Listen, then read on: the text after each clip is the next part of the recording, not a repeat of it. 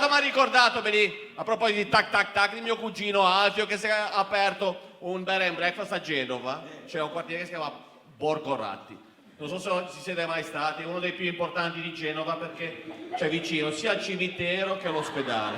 E quindi c'ha tutti i servizi che la Liguria ti può offrire a portata di mano.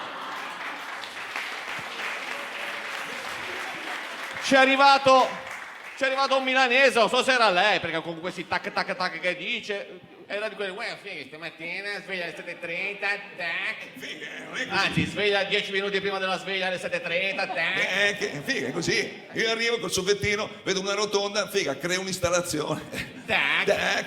Poi dice, corsietta sul lungomare del cimitero, tac. Tac.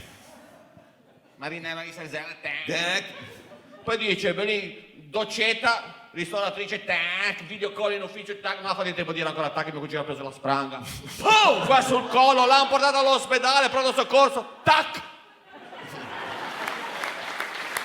Questo è un giusto consiglio.